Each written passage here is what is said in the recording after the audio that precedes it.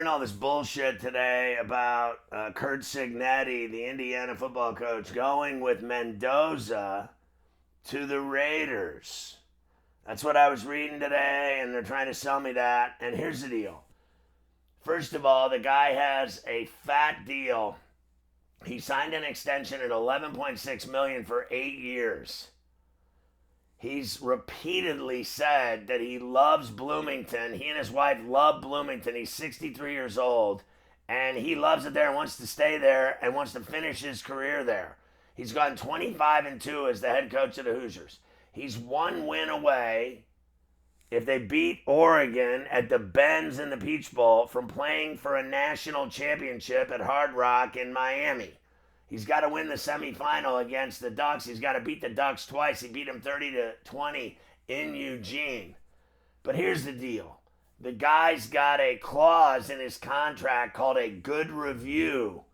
Like it's a piece in the contract that says, bottom line is he won the Rose Bowl. He won the Big Ten championship, won the Rose Bowl, and kicked Alabama's ass on New Year's Day, and on a national audience showed how great he's done at Indiana. His team is the best team in America. They're number one. They kick everyone's ass. Their offensive line is NFL ready. They block like NFL players. I mean, they open up holes that you could drive a car through. Did you see against Bama the 2 runs they had for touchdowns? I mean, the guy literally ran through. It was like he was running through a tunnel. It was so enormous, the holes. His quarterback is phenomenal, Mendoza. We know he's getting drafted 1 or 2. The Raiders would be stupid not to take him, and I think he's better than the Oregon quarterback. So there's a lot of people that think that that kid's going to get the number 1, but we'll see what happens. The draft is in Pittsburgh. I don't believe for 1 minute that he's going to go to the NFL. Now, I suppose it could happen. I mean, stranger things have happened, but here's what I think it is: the kiss of death. First of all, if you go to the NFL, your days of going 25-2 are over. Trust me, I don't care how great of a coach you are. I don't care how many wins you got. He's been phenomenal in Indiana. Last year he went 11-0, and then he lost to Ohio State. Then he lost in the playoff to Notre Dame by 10. This year he's won every game. They're 14-0, and they got allegedly 2 left. They have to win the semi against Oregon, and then they have to win the national championship against whoever, Miami or Ole Miss. We're going to find out on Thursday night. Ole Miss and Miami playing in the Fiesta Bowl out in Zona. By the time I get to racially profiled Arizona. And then on Friday night, Indiana plays Oregon in Atlanta in the Peach Bowl. So we'll see what happens. But here's the deal. Let's say he wins a national championship. Is he going to bolt for the NFL? Or is Indiana going to pay him? I think he goes from the 3rd highest to the highest paid coach in college football. I think he would make over $13 million a year to stay at Indiana. I think they're going to renegotiate the contract, give him more money for what he's accomplished. I think they're going to give him more money even if they lose to Oregon. Or let's say they go to the national championship game and lose to whoever, Ole Miss or Miami. I still think he's getting a raise for what he's done this year. And he's happy. And he's got an incredible program. And now he's got another great quarterback coming in there. The kid from TCU, he's thrown for like 70,000 yards. Anyway, kids are going to want to play at Indiana now. Indiana's a hot commodity. They're getting recruits and signing 5-star players out the ass. He's got an incredible program, a power program, a Power 5 team that's badass, and everybody knows Indiana football now. They were the losingest program in the history of college football, and now they're not. Northwestern is, because they passed them in these last 2 years. Indiana was always the worst, but they passed Northwestern now, and now the Wildcats are the worst team in the history of college football. None of that matters now for what he's been doing lately. But when you go to the NFL, you find out the hard way what it's like, and the parity in the league, and the losing in the league for guys that take over shitty teams. It does not matter who you are. Guys that take over shitty teams, generally, for the most part, lose. I think the guy Cohen in Jacksonville is an anomaly. I think he's done a great job. I think he's, certainly in the running for coach of the year in the NFL. He's done a great job. Vrabel's done a great job. McDonald's done a great job. Johnson's done a great job in Chicago. But what this guy has done in Jacksonville is not the norm. Like what happened to Brian Dable with the Giants is the norm. What happens to these coaches? Look what happened to Pete Carroll. Pete Carroll, I told you on my TV show when I was doing it that I don't hire 100-year-olds. I know he's 73. Going on 100. He's been around forever. And his best years were in Seattle. The 2 years he went to the Super Bowl and he won a Super Bowl. But the bottom line is that, he sucked balls. He went 3-14 with the Raiders. And they already whacked his ass. I'm not hiring 75-year-olds, 80-year-olds, 90-year-olds to do fucking anything. Any job whatsoever, anywhere. Greeter at Walmart, okay. And there's nothing wrong with that job. But not coaching NFL teams. And I don't believe in old guys coaching college football teams. I really don't. I don't think Belichick's working in North Carolina. I'm not hiring guys that old. I think I'm old at 60, right? I'm still good at what I do, and they aren't. When you're 73, 75, 80 years old, it's over. Go fucking fishing. And I'll tell you what, if he goes to the Raiders, he'll lose. Do you realize that Mark Davis has hired 6 fucking football coaches since they've moved to Las Vegas? They've only been in Vegas for a few years, and all they do is fucking lose. And all he does is keep paying coaches to fire him. He's paying 2 right now. He's paying 2 that don't work there. And he paid Carroll. Now that'll be 3. So Mark Davis sucks as an owner. He doesn't know what he's doing. All he does is blow money. He made $6 billion just moving him there. That's the best thing he ever did. That was the smartest thing he ever did, was move him to Vegas. His dad would be proud. Al Davis would be proud of that move. That was genius. But everything else he's done is turned to fucking shit. He's not a good owner. He really isn't. I don't care what anybody says. All they do is lose. They've been losing for forever, 30 years plus. They've been the Cowboys and the Raiders. People think the Cowboys are so great because they're worth $10.5 billion. I'll give you that. Jerry's got the most valuable team, but they never fucking win either. They were an embarrassment again this year. Remember, they hired Schottenheimer, and all they do is lose. That's it. And they even got their ass beat by the Giants, which was just humiliating. And Dak Prescott played in that game for most of the game, at least the first half. So if you go to teams that suck, I think 8 out of 10 times you're going to suck as a coach. You're going to lose. They don't turn around that fast. I'll tell you why Jacksonville turned around. I don't believe it's because of Cohen. I think he's done a good job. I think it's because of Lawrence has played great, and they have, I think, a great running back, really good receivers, and on top of that, an even better defense than the offense.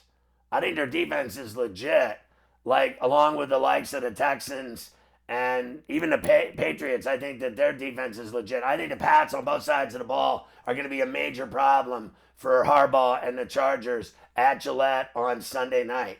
So you have a great defense, and great things can happen. I don't believe that Chicago Bear defense is great. I think they suck, but I think they take away balls. They get picks, and when they don't get picks, they lose. Bottom line is they're good at picking off passes, but when they don't get them, they lose. They lost to the Lions. Goff threw the ball all over their dicks on Sunday. He did whatever he wanted. I thought Amon-Ra St. Brown must have had 50 catches and 500 yards in that game. He did amazing things. Every time they threw the ball to him, the guy caught so many passes, I lost count. So that's because that Bears defense does suck. I don't mind Caleb Williams. I don't mind their rushing attack with Swift and everything else. I don't mind their receivers. Moore, I like Loveland. I don't mind, and Komet. I think that they can play, but I believed in the Bears a lot more during the season when they were winning games in the fourth quarter, and now I thought they looked terrible. And they get their hands full with loving the Packers. Everybody's saying the Packers are all banged up and injured and have no chance. My fucking ass, they have no chance in that game. They're going to be in that game. But if you end up going to the NFL thinking because you're going to make a lot of money and you're going to get a 5-year deal and you'll be fired in 3 or 4 years. Sometimes now in the NFL, they just fire you in the first year, like Pete Carroll. One and done. And I mean, sometimes it's 2 years. Raheem Morris, he didn't last. Gannon lasted 3 years. Dable lasted 4, I think, and he's gone now. And they kept Shane, the GM. Meanwhile, he sucks too. He's the one making all the mistakes. Now the Giants think that they have their quarterback and their future is secure.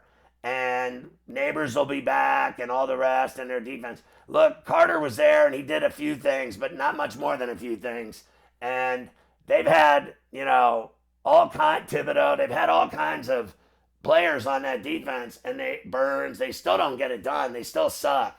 The Raiders, I do not believe any coach can fix that in 1 year. I think, he keeps firing guys after Pierce. He fired after like a year, 2 years.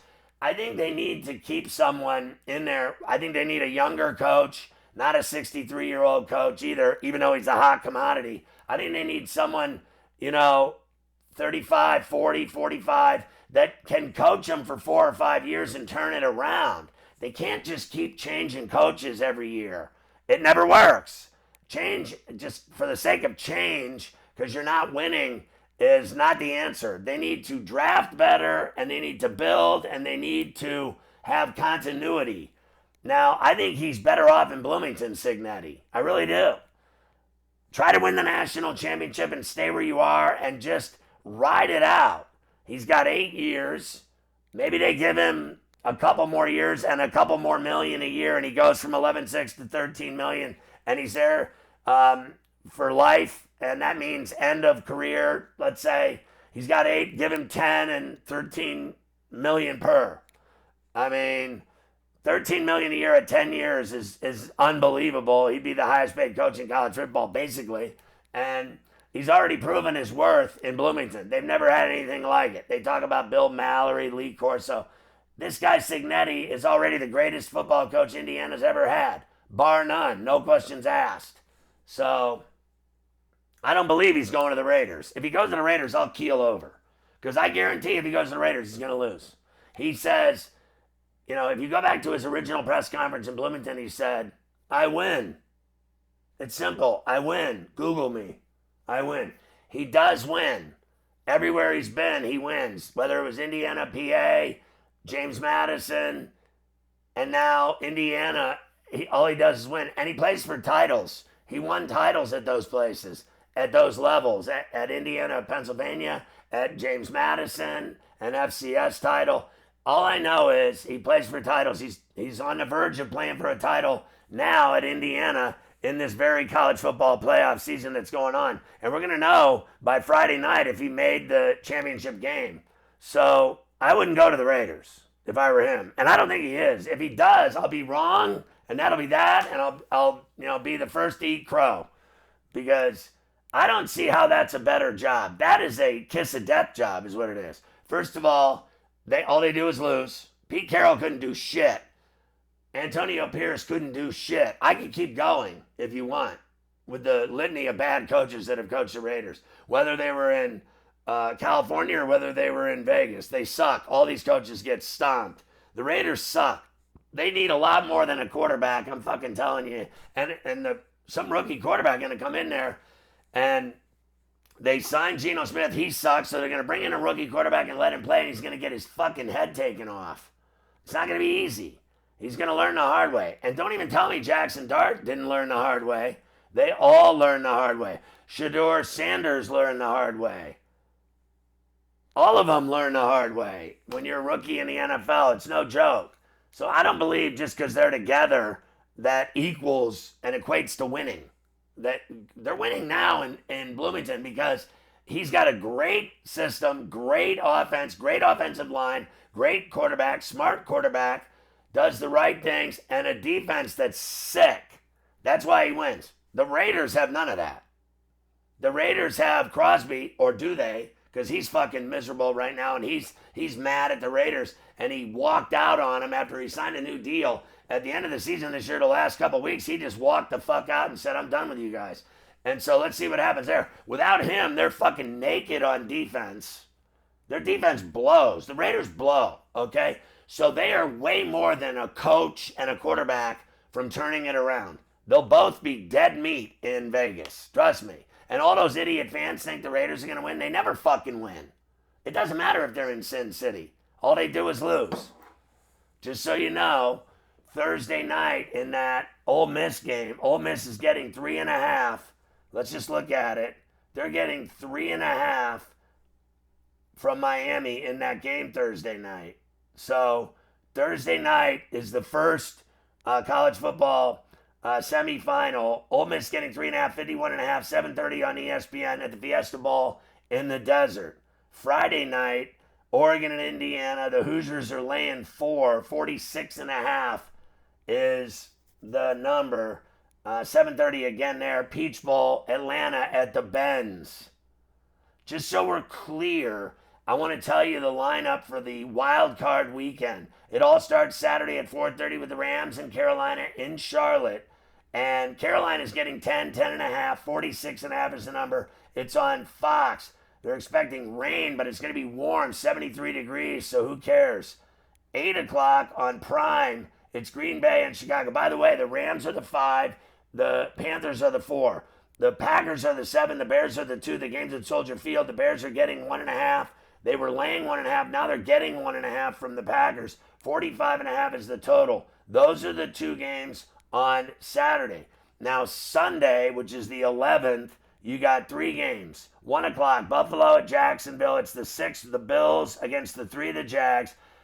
Bills are laying 1.5, 51.5. It's on CBS and Paramount Plus in Jacksonville. At 4:30 on Fox, it's the 6th, San Francisco at the 3, Philadelphia at the Lincoln, Philadelphia, and it's the Eagles minus 4.5, 44.5 is the number on Fox.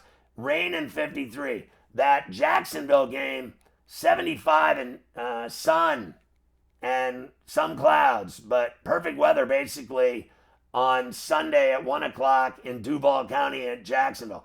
And then at 8 o'clock at night, the final game of the triple-header on Sunday, it's the 7 Chargers against the 2 Patriots at Gillette in Foxborough.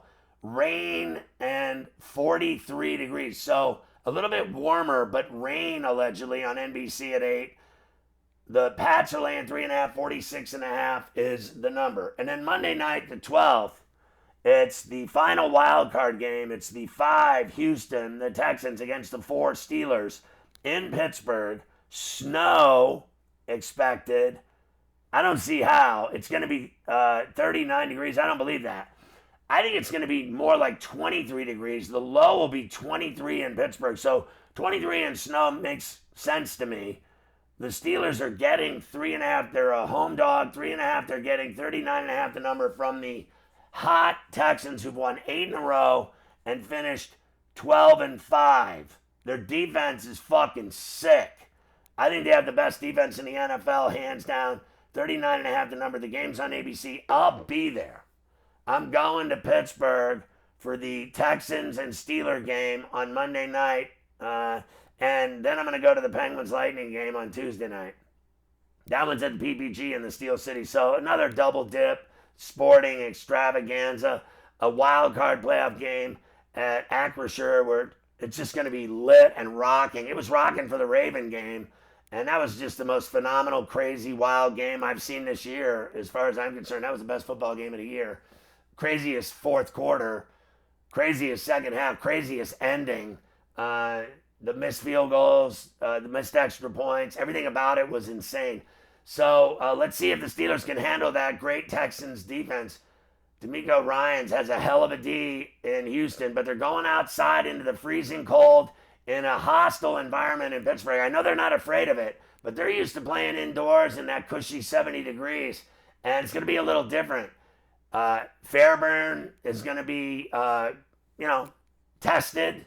The kickers, we've already seen Loop, the Ravens kicker, melt down and lose the game for the Ravens. He should have kicked that 44-yarder, and the Ravens should be playing in this game, but they're not. The Steelers won the North. I told you all year on the F&P podcast that the Steelers would win the North, and I told you before the game that they would win, and I took the 4 points. The profit was on the Ravens. It was a good bet. They should have won, but they wouldn't have covered either way. The Steelers would have covered. So just so we're clear, let's go back, because I never had a chance to do it, and give you what happened last night in everything. You know what I mean?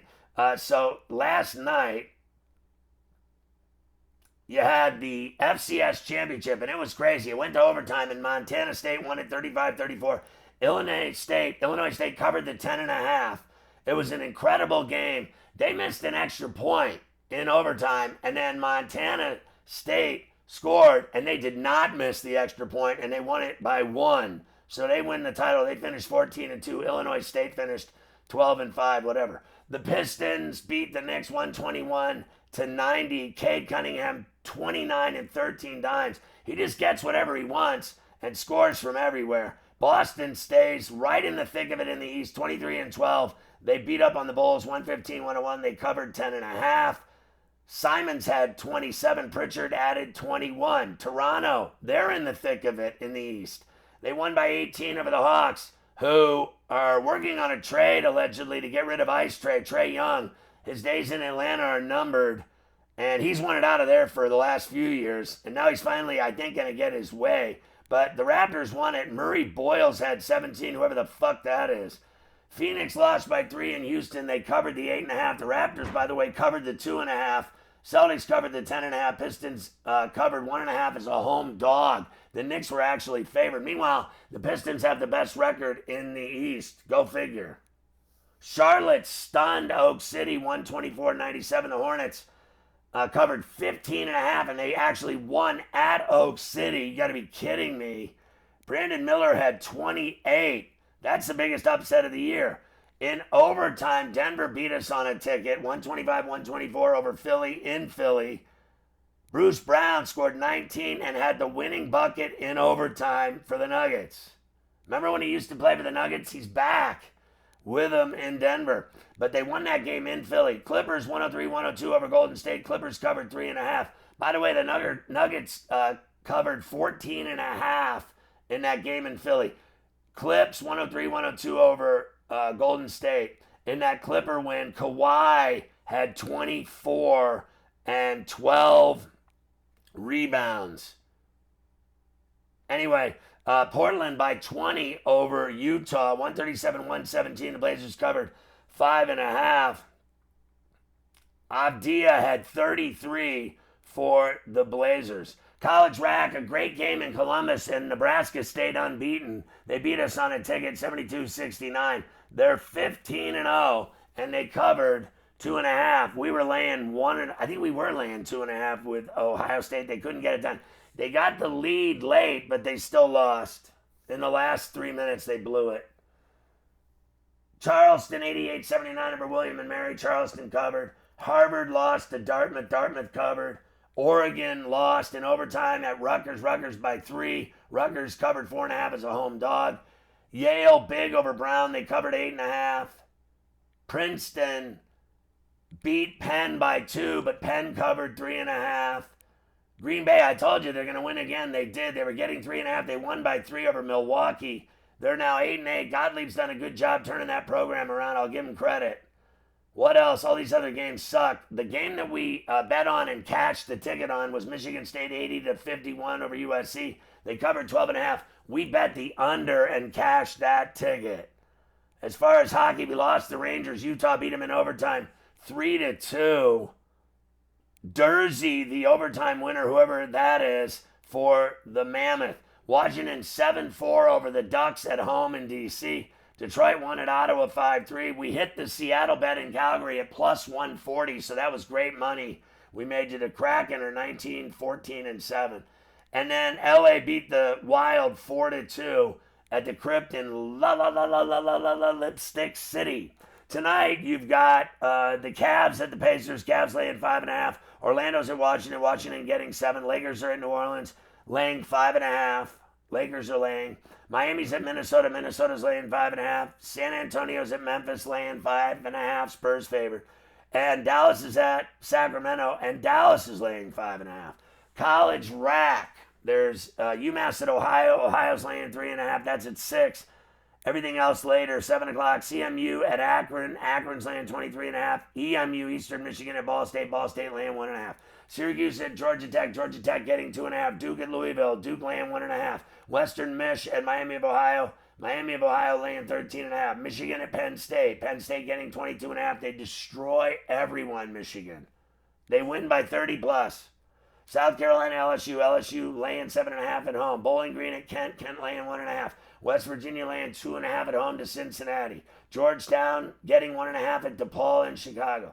Iowa ranked 19th, laying 6.5 at Minnesota. Toledo at Northern Illinois. Northern Illinois getting 7.5. Oak State at home laying 4.5 to Central Florida. You can get it at 3.5 still. GW at Dayton. Dayton laying 2.5. Texas at Tennessee. Tennessee laying 10.5. BC getting 12.5 from NC State in Chestnut Hill. Auburn at home at the Neville, laying 8.5 to A&M. UCLA at Wisconsin. Badgers laying 3.5 at the Cole. Air Force at home getting 21.5 from 12-1 Utah State. Utah State should beat the shit out of them. New Mexico's 11-3. Colorado State 10-4. Colorado State at home getting 1.5. Texas Tech ranked 14th at number 7 Houston. Houston laying 6.5. That's a great game on Fox Sports 1 at 9 o'clock. On ESPN at 9, TCU and Kansas. Kansas ranked 22nd. They're laying 7.5. 10 o'clock, Fresno at San Jose State. San Jose State laying 1.5. 10 o'clock on CBS Sports Network, UNLV at Wyoming. Wyoming's laying 4.5. They're 10-4. And at 11 o'clock on Fox Sports 1, a real good one, San Diego State, 9-4 at 11-3 Nevada. Nevada's laying 1.5. Hockey. Everybody loves hockey. Vancouver at Buffalo. Buffalo minus 188. Dallas at Carolina. Carolina minus 131. Anaheim at Philly. Philly minus $1.53. Colorado at Tampa. Colorado's favored minus $1.17. They lost at Florida the other night. I lost that bet. That sucked. New Jersey's at the Islanders. New Jersey minus $1.20. Florida at Toronto on TNT at 7:30. Florida favored minus $1.31.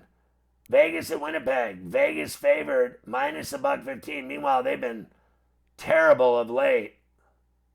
But Winnipeg sucks this year. 9 o'clock, Nashville at Edmonton. Edmonton's minus $1.71.